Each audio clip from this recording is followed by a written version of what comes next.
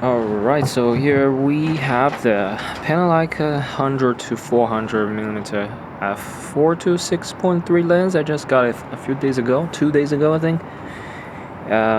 Bought on MPB secondhand, obviously, at a huge discount, so it came at 850 maybe, plus the shipping.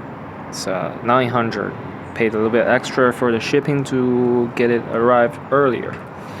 So anyways, the first impression, we're gonna just talk about first impression today. I obviously shot a few pictures with this, about 400 pictures with this so far. Some birds, some cats, some domestic stuff, some just random stuff from the balcony as well.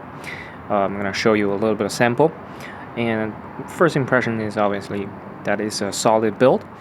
And this is a pretty well beat up lens. As you can see here, all the writing here, they're turning brown and black, as opposed to a shining white.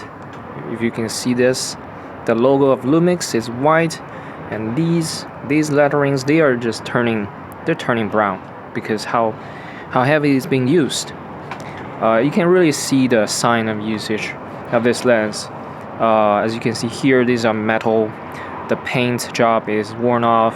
A lot of scratches all over the place. The lens, the glass elements overall is pretty good though. At first I didn't see any, obvious defect, but upon re-inspecting during daytime, I see some dust inside, but that's very understandable for a lens that's been used for so long.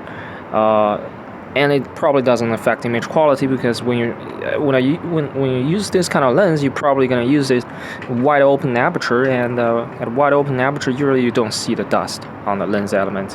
So I'm not particularly worried about that. Yeah, the main concern is that it's a little bit old, a little bit heavily used, but it's also a good sign because paradoxically, when you buy used gear. When it's very heavily used, you know that the optical quality is good. That's why they kept it for so long. If you buy a lens that is like new, but you have to ask yourself, why did they sell it? Why do they sell it like new condition? It probably means there's some issue with optics, with the glass, decentered or just not sharp enough. That's why they're getting rid of it. So paradoxically, a well-used lens is actually a better choice. Sometimes, we cannot say that it's 100% of the time is the rule, but it is what I've been thinking. All right, so right off the bat, the zoom ring was extremely stiff. I almost couldn't turn it, but then I realized I had this lock thing. I had this lock on this position, and it is locked. You can still turn it, but with extreme difficulty. I thought that was how it was, but later I realized, I just need to unlock this thing. It's a little bit annoying sometimes. It's a little bit loose over here. As you can see, it turns pretty easily. So that was a little bit annoying. But even without this, even with it unlocked, it is still very stiff. So people are complaining about this lens, about being stiff. It's not without reason. It's with a very good reason that is actually really stiff, especially when it goes beyond 250 millimeter. Like this part is really hard to turn. So when you're tracking a bird, perhaps you're gonna lose some shot because of the resistance of the zoom ring. Focus ring is pretty good fly-by-wire. I think it works pretty well with linear autofocus, linear manual focus setting with modern Panasonic cameras, like on the G9 Mark II. I don't have complaint about that. Not that I use manual focus that much. I took off the color. I took off the extra lens hood. Now we have a built-in lens hood. I don't know if it's possible to take it off, but wait, yeah, it is possible to take it off, right? I remember I took it off, or maybe I was dreaming. Maybe I was dreaming that I took it off. Yeah, there's a built-in hood, which is very loose. I don't know how you keep this in place. You're supposed to keep this in place, no, when you're shooting, but it's very loose. You can just lightly bump it and goes back in. So it's a really weird design. I would rather not having this. I'd rather having this just to be fixed. Maybe I could glue it, but I don't know. Yeah, that's the build. In terms of the image quality, I think shooting wide open is pretty good. I just shoot wide open. I don't even bother to stop down because I read some reviews saying that the image quality is basically the same whether you stop it down or not. So there's no point doing that. Anyway, we're shooting animals, we're shooting birds and cats and dogs, whatnot. You're probably gonna use wide open aperture anyway, so there's really no point stopping it down. I'm not gonna shoot landscape with this lens, 400mm landscape. No, who are we kidding? No way. Speaking of that, I think that when you zoom in to all the way to 400mm and you shoot something that is really far, then the image gets a little bit weak. It feels like it just cannot really reach. I mean, you still get solid picture. You can still see if you shoot with a 400mm pointing at a shop like really far away. You can see all the writing on the wall. You can see all the tiny little writing on the letter, but it's different from taking picture up close. So, but if you shoot at 400mm, if you shoot something that is relatively close, like if you shoot a bird, shoot a cat, that is not like 1 or 2 kilometers away from you, then the image quality is much more solid. So the thing is that you can use 400mm to shoot things that's close, relatively close. But when you are shooting landscape, this is gonna suffer a little bit. That's what I'm trying to say. You can't use 400mm to shoot landscape with this lens.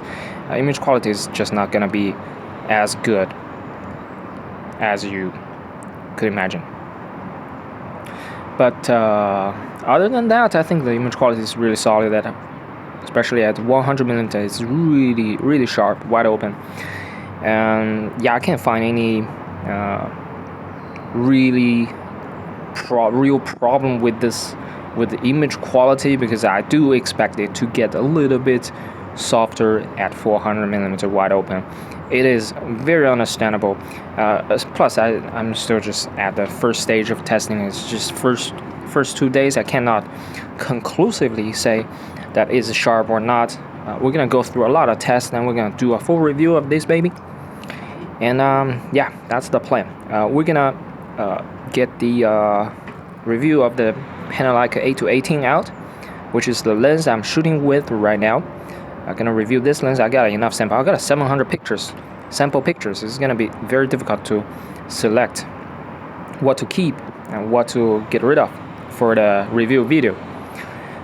And after that, I think next month I should be able to produce that 8 to 18mm review. And then after that, I'm gonna focus on this, work on the 100 to 400 review.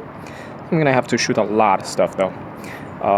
It's not gonna be easy because I do want to capture a lot of birds, but it's very hard. I walked around, I hear birds chirping on the trees everywhere, but I just don't see them birds.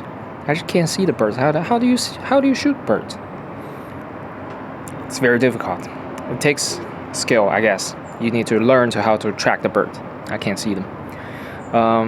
Yeah, that's the plan. I'm gonna review this, and I'm gonna do the epic plan of a huge Pana Leica compilation. Basically put all my review of the Pana Leica lenses together and give an update of the sample images, sample footage, and my thoughts and commentary. I'm gonna update it a little bit because some of those videos are really old, from 5 years ago, maybe like a 12-60 I reviewed for 3 or 5 years ago. 3 years ago maybe. It's kind of outdated in some aspect, and plus some footage was messed up in the initial review anyway, so it's really an update is really due. So I'm gonna do an epic long format. I forgot the cat was there. Hopefully he wasn't chewing on the plants. That's my duty here, is to guard the cat from the plants. Anyways, that's the plan. I'm very excited for the future projects. I'm excited to shoot more birds, animals with this 100 to 400. It's a really badass lens. One other thing I noticed that there's no red dot. I was like, where's the red dot? All the other Pana Leica lenses have a red dot. And then I realized it's all the way in there. It's hidden. You probably can. Now you can see it. You see that? It's blocked by the viewfinder thing, the Lumix thing. So yeah, you can't see it from top-down view. It's a little bit. It looks a little bit different, from other Pana Leica lenses in this regard. But if you put it on a rangefinder camera, then there's nothing to block the red dot. You can see the red dot, but that's the very, very small minor point. The red dot. Who cares about red dot? I was just curious. Where did the red dot go? All right, that's it. It's been 10 minutes, and thank you for watching. Hopefully you can stay tuned for the upcoming reviews of my other Leica lenses. I'll see you soon. Thank you.